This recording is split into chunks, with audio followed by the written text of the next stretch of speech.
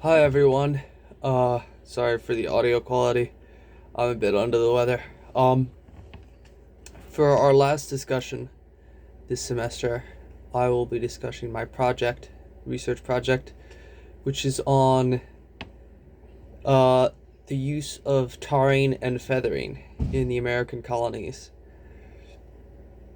Now, tarring and feathering was first brought over to the American colonies by British sailors. It was a punishment often used by sailors and on sailors, depending on the circumstances. Maybe you try to have a mutiny, you try to smuggle something on board, you were a stowaway, you would often be tarred and feathered for this.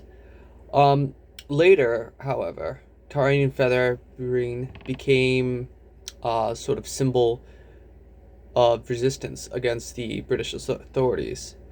A lot of uh, individuals would begin to tar and feather both British government officials and as well as those they saw as loyal to the British. This would happen because as the American colonists tried to get around the British taxes that were being put in place, if there were those who were incredibly harsh in their enforcement of these, or sometimes just those who would enforce them and not look the other way when smuggling happened, or those who would sort of rat out smugglers, all of these individuals would often be targeted by riots.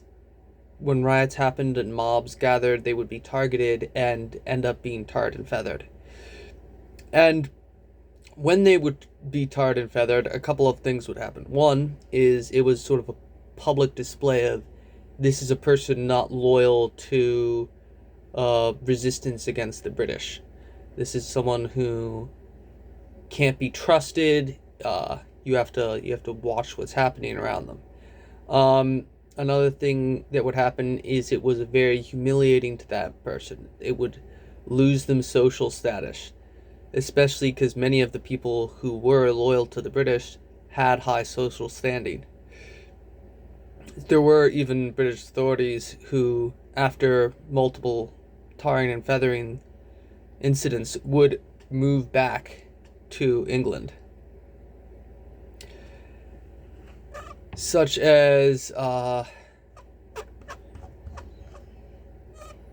one second. John McCallum. He was tarred and feathered 2 times. He was a British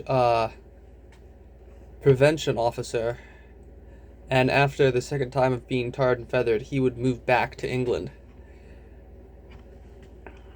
The British began to realize that after all of these actions among the American colonies meant that it would be incredibly hard to sort of hold them or control them from such a far distance. So there were those within the government of Great Britain that began calling for military action. They believed that this was the only way to regain control of the American colonies, that they were too unstable for any other action to restabilize the colonies, that you had to basically put the colonies into martial law, and that was the only thing that would be able to stabilize the colonies.